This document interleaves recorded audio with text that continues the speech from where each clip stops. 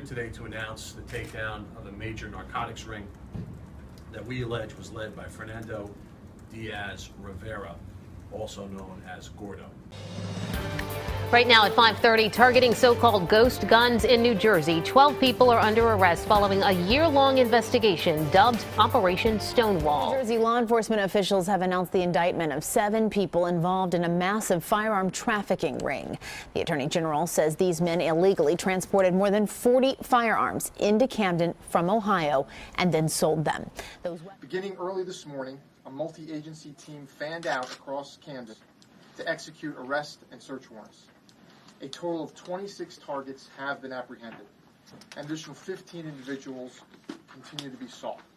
Camden, New Jersey, once a proud industrial hub along the Delaware River, has long been a city defined by both resilience and hardship.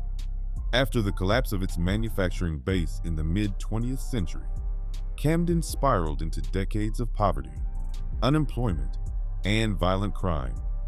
By the early 2000s, it was often ranked among the most dangerous cities in America, plagued by open-air drug markets, gang violence, and systemic corruption.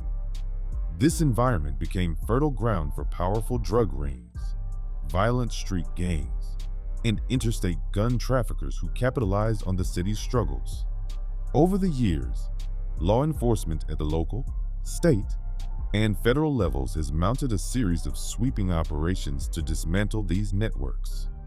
From pipelines that stretched from Puerto Rico and Mexico to Camden's corners, to ghost gun trafficking rings supplying untraceable assault rifles, prosecutors have repeatedly struck at the organizations fueling addiction and violence. Operations like Inferno, Strikeout, Billboard, North Pole, Stonewall, and others not only brought down some of Camden's most notorious crews, but also revealed the deep entanglement of gangs, drug lords, and illegal weapons in the city's criminal underworld. Here today to announce the takedown of a major narcotics ring that we allege was led by Fernando Diaz Rivera, also known as Gordo. Mr. Diaz Rivera, we allege, is the top or one of the top suppliers in Camden and the North Philadelphia areas. Ring members have been distributing a combined total of up to 30 kilograms per month in this region. 30 kilograms a month.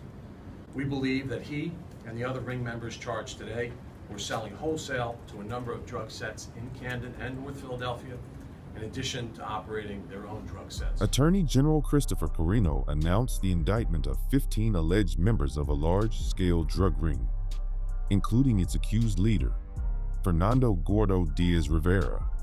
Prosecutors say Gordo, who maintained homes in Salem City, New Jersey, and Salinas, Puerto Rico, was one of the most significant suppliers for Camden and North Philadelphia.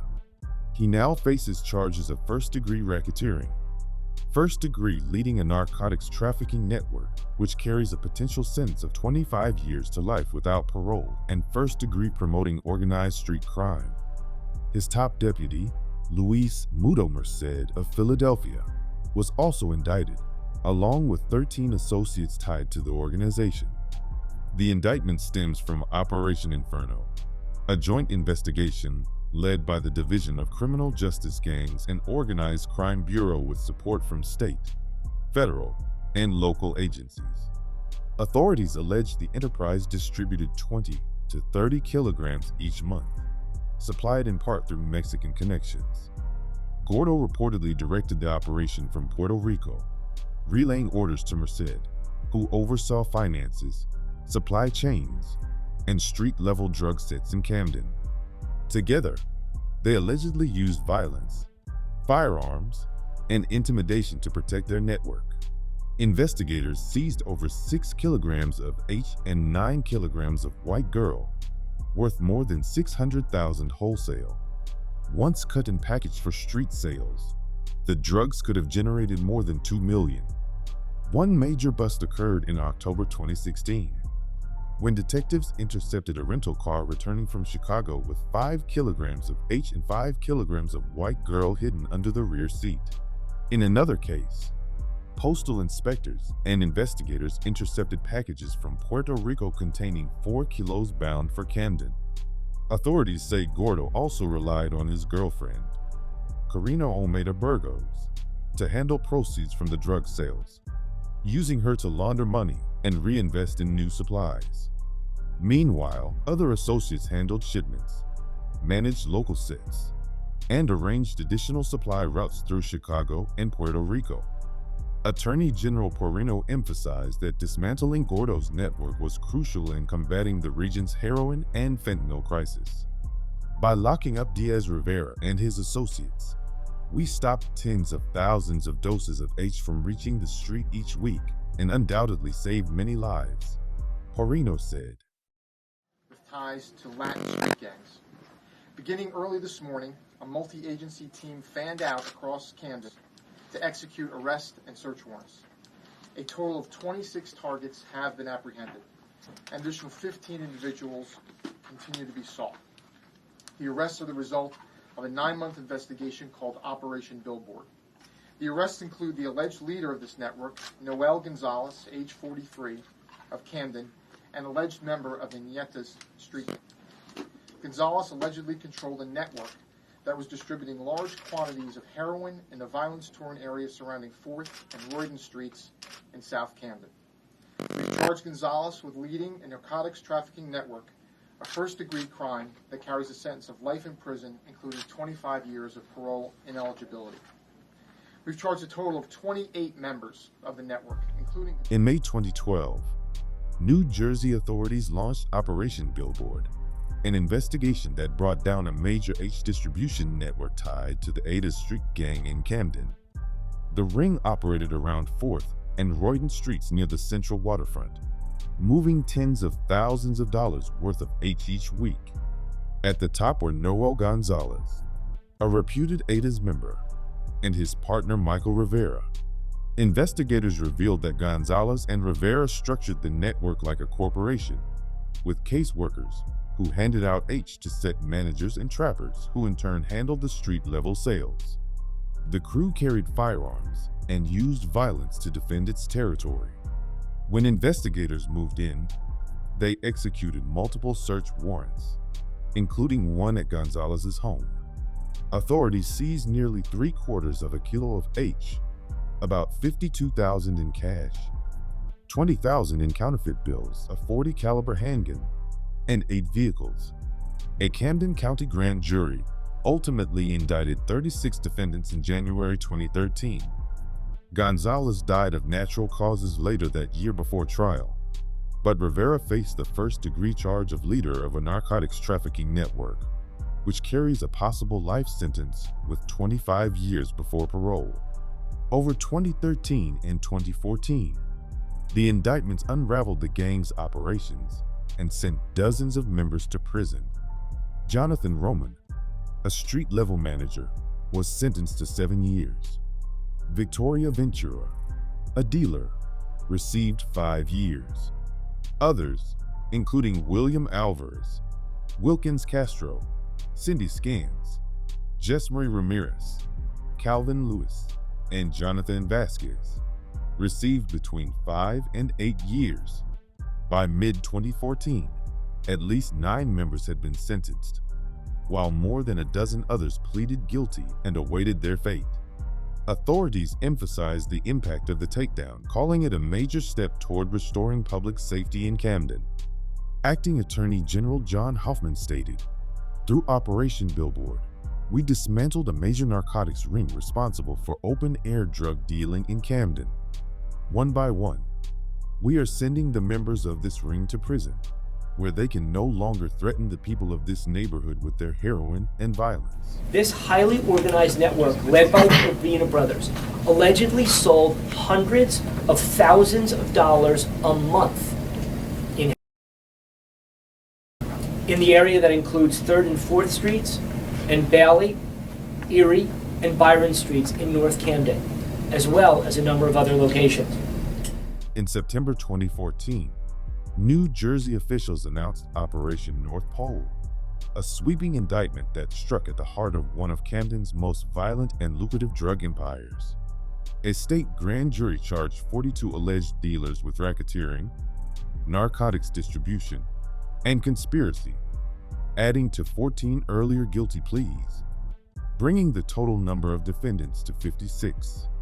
At the center of the case were the Urbina brothers Omar Sr., Edwin, and Edward, who had allegedly ruled Camden's open-air H and white girl markets for nearly 20 years. From their strongholds at 4th and York and 3rd and Erie Streets in North Camden, investigators say the Urbinas pulled in millions of dollars each year, using violence and fear to defend their turf. They were charged as leaders of a narcotics trafficking network, a first-degree crime, carrying a potential 25 years to life in prison. Authorities revealed that the Urbina's operation was highly structured and organized, resembling a corporate hierarchy. At the top were the brothers, followed by controllers and caseworkers, who oversaw street-level trappers and lookouts. The Urbinas not only packaged and sold their own H and white girl, but they also rented out blocks to other dealers for up to $50,000 a month, offering protection in exchange for cash payments. Violence was the enforcement tool. Tenants who failed to pay, or rival sets who tried to encroach, were met with beatings, shootings, and intimidation. The indictment also exposed cartel connections. Rigo Bello, a Camden supplier with ties to Mexican drug cartels, was identified as the primary source of H and white girl for the ring. Another member, Oscar Orta, worked as the enterprise's enforcer, ensuring only Urbina-approved drugs were sold. The gang's brutality left scars on the community. In one 2013 shootout at 4th and York, a 17-year-old bystander was hit in the neck and left paralyzed. In another incident, a drug dealer who had stolen product was beaten by Urbina associates as punishment. New Jersey law enforcement officials have announced the indictment of 7 people involved in a massive firearm trafficking ring. The Attorney General says these men illegally transported more than 40 firearms into Camden from Ohio and then sold them. Those weapons included prohibited AK-47s and handguns with high-capacity magazines. The Attorney General implied weak gun laws outside New Jersey allowed the flow of weapons to occur. We restrict gun sales to keep our residents safe and to keep our law enforcement officers safe. But other states, unfortunately, like Ohio, don't have similar procedures. The Attorney General said all 7 defendants have been charged with racketeering, among other offenses. That charge alone, though, carries a prison sentence of 10 to 20 years. A major blow was dealt to illegal gun trafficking in Camden when Attorney General Gerber Gruhl announced the indictment of 7 men accused of running a weapons pipeline into the city. At the center of the operation was 25-year-old Chucky Scott of Columbus, Ohio, who allegedly worked with an accomplice, Anthony Hammond, to purchase firearms in bulk across Ohio before transporting them to Camden. According to investigators, Scott never sold the guns directly but relied on a network of Camden-based middlemen, including Eduardo Cabin, Eric Moore, and Yamar Ibrahim Folk, who arranged black market sales to local criminals. Authorities say the traffickers smuggled in dozens of weapons, including handguns, a K-47 assault rifles, and an AR-15 rifle, many of which were fitted with illegal high-capacity magazines. Scott would reportedly send photos of the weapons to his Camden contacts, who then marked up the price and sold them for profit. Investigators believe Hammond alone purchased more than 30 firearms for the ring. In total, 17 guns tied to the scheme were seized during the probe. The investigation began when law enforcement agencies, including the New Jersey State Police, DEA, Camden County Metro Police, ATF, and several out-of-state partners gathered intelligence linking Cabin to both H and firearms trafficking. A parallel case later charged Cabin and a Philadelphia supplier, Baron Coleman, with conspiracy to distribute H after agents seized a kilo of H and a kilo of white girl from Coleman's home. Prosecutors emphasized that dismantling this gun pipeline was critical for public safety in Camden, a city long plagued by violent crime. Each weapon taken off the streets, officials noted, represented countless lives saved. The defendants now face serious racketeering charges, with potential sentences meant to send a strong warning to those who attempt to traffic firearms into New Jersey. Ghost guns are a real and dangerous menace. Unveiling what they call a landmark case, a host of local and state police agencies announced the results of a year-long gun and drug trafficking investigation that netted 6 illegal ghost guns. Those are firearms assembled from parts purchased online that became illegal in New Jersey last November. This is the first time any defendant has been charged in a ghost gun trafficking case under the new criminal statute. Operation Stonewall began as a cocaine ring investigation in Lindenwold last year. Police found evidence of illegal AR-15 rifles made from kits purchased online, and in some cases shipped to Bensalem, Pennsylvania to skirt New Jersey's law. Without serial numbers, ghost guns are virtually untraceable, and those who buy the kits, which we readily found online, can skirt background checks and gun registration requirements. They offer criminals, convicted felons, terrorists, domestic abusers, people who we all agree shouldn't own firearms, the ability to access them. 12 people are now facing drug and/or illegal gun charges. And while state officials can't put a number on how many ghost guns may be in New Jersey, they say this case proves there is demand on the illegal gun market. In March 2019, New Jersey authorities launched Operation Stonewall, dismantling a Camden County trafficking network that was supplying both white girl and untraceable ghost guns. The takedown resulted in 12 arrests and marked the first ever charges under New Jersey's new 2018 law banning ghost guns. Investigators say the ring's members conspired to sell at least 6 AR-15 style ghost rifles, weapons assembled from parts purchased online that carry no serial numbers, making them impossible to trace. In total, detectives recovered 13 firearms, including the 6 ghost rifles and components for 2 more. On the black market, these rifles sold for between $1,100 and $1,300 each, posing a major threat to Camden neighborhoods already struggling with violence. The investigation began as a probe into white girl distribution in Lindenwold, but quickly widened once detectives uncovered gun trafficking activity. Of the 12 men arrested, 10 faced narcotics distribution charges, while 2 were charged strictly with weapons offenses. 2 others face both gun trafficking and drug charges. Authorities identified local dealers and associates, such as Christopher Stoner of Lindenwold, as key players who helped coordinate the shipment of ghost gun kits and the distribution of cocaine. Attorney General Gerber Gruel warned that ghost guns represent a deadly threat to public safety, as they bypass background checks and can be obtained with minimal oversight. By intercepting the weapons before they hit the streets, prosecutors say the arrests likely prevented a new wave of assault-style rifles from fueling violence in Camden.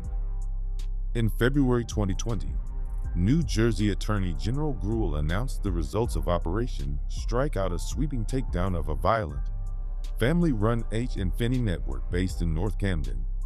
A state grand jury indicted 14 defendants, including 12 charged with first-degree racketeering and 2 others facing weapons offenses. At the center of the case was Wilbert Segarra, 40, identified as the primary ringleader. Segarra was charged with first-degree leader of a narcotics trafficking network, an offense carrying a potential life sentence with 25 years before parole. Prosecutors also tied him to an attempted deletions in May 2019, when shots were fired at 27th and Howell Streets during a conflict with a rival drug set. Even after fleeing to Virginia and later being arrested, Segarra allegedly continued directing the network through phone calls and letters from jail. Taking Segarra's place on the street was Luis Rosado, who assumed day-to-day operations under Segarra's guidance. Rosado's girlfriend, Maligza Cruz, served as the primary caseworker, managing schedules, shifts, and money flow for the crew. All 3 were identified as members of the G-Shine set of the Blood Street Gang. The network branded its product with names like Bad Boys, SpongeBob, Glizzy Gang, NS, and 2 Guns. The Bad Boys stamp, in particular, was linked to at least 3 overdoses, 2 of them fatal. During raids, investigators seized 6 firearms, including a homemade ghost gun and high-capacity drum magazines, along with 70 grams of pure fentanyl and a fully operational H-mill in Philadelphia. The enterprise operated primarily around Grant Street in North Camden, stretching toward Elm Street near Cooper's Point School and Northgate Second Park. Its structure was highly organized. Segarra and Rosado acted as owners-operators, Cruz as the caseworker, set managers oversaw distribution corners, and street-level trappers sold drugs hand-to-hand. The wave of indictments in Camden tells a larger story about the city's fight for survival against entrenched cycles of drugs, guns, and violence. From the Ñetas and Urbina brothers who ran empires like corporations, to blood sets branding their fentanyl with deadly stamps, to traffickers smuggling ghost guns and assault rifles into already fragile neighborhoods, each takedown exposed how organized and profitable Camden's underworld had become. Yet, these cases also highlight the determination of law enforcement to strike back. By dismantling networks that span from Chicago to Puerto Rico, and by cutting off weapons pipelines from Ohio and beyond, investigators delivered blows that saved lives and restored hope in communities long scarred by crime. While Camden's struggles are far from over, each operation marked progress in reclaiming the city from the grip of gangs and traffickers. Camden's story is not just one of decline, it is one of resilience, where each indictment brings the possibility of renewal and change.